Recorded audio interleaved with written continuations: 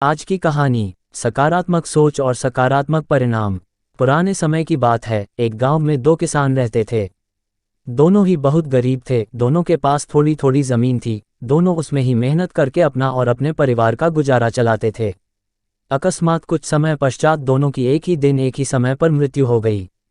यमराज दोनों को एक साथ भगवान के पास ले गए। उन दोनों को भगवान के पास लाया गया।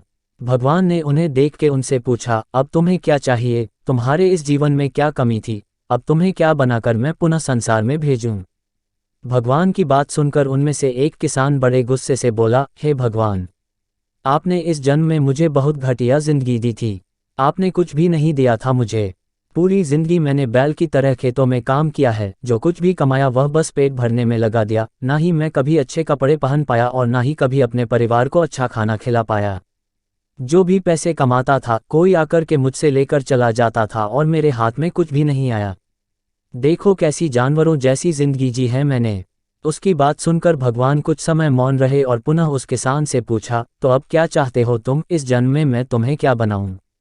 भगवान का प्रश्न सुनकर वह किसान पुनः बोला, भगवान आप कुछ ऐसा कर दीजिए कि मुझे कभी किसी को कुछ भी देना ना पड़े। मुझे तो केवल चारों तरफ से पैसा ही पैसा मिले।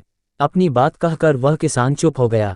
भगवान ने उसकी बात सुनी और कहा, तथास्तु, तुम अब जा सकते हो, मैं तुम्हें ऐसा ही जीवन दूंगा जैसा तुमने मुझसे मांगा है।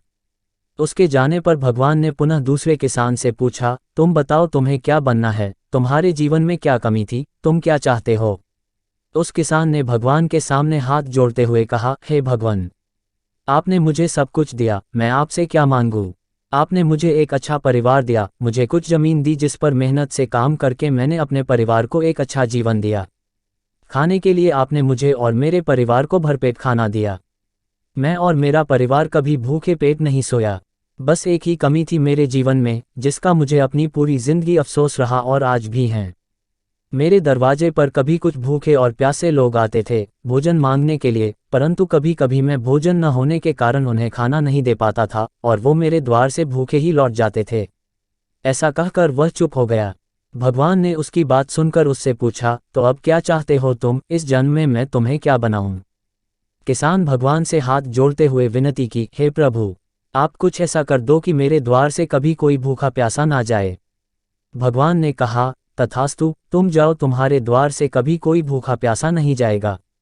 अब दोनों का पुनः उसी गांव में एक साथ जन्म हुआ। दोनों बड़े हुए। पहला व्यक्ति जिसने भगवान से कहा था कि उसे चारों तरफ से केवल धन मिले और मुझे कभी किसी को कुछ देना ना पड़े, वह व्यक्ति उस गांव का सबसे बड़ा भिखारी बना।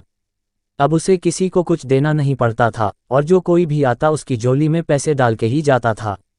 और दूसरा व्यक्ति जिसने भगवान से कहा था कि उसे कुछ नहीं चाहिए, केवल इतना हो जाए कि उसके द्वार से कभी कोई भूखा प्यासा ना जाए, वह उस गांव का सबसे अमीर आदमी बना।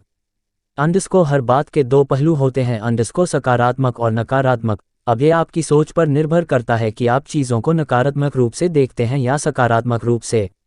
अच्छा जीवन जीना है तो अपनी सोच को अच्छा बनाइए, चीज़ों में कमियां मत निकालिए, बल्कि जो भगवान ने दिया है उसका आनंद लीजिए और हमेशा दूसरों के प्रति सेवा का भाव रखिए। आपको हमारी कहानी अच्छी लगी हो तो प्लीज़ इसे लाइक करें और हमारे चैनल को सब्सक्राइब करें। धन्यवाद।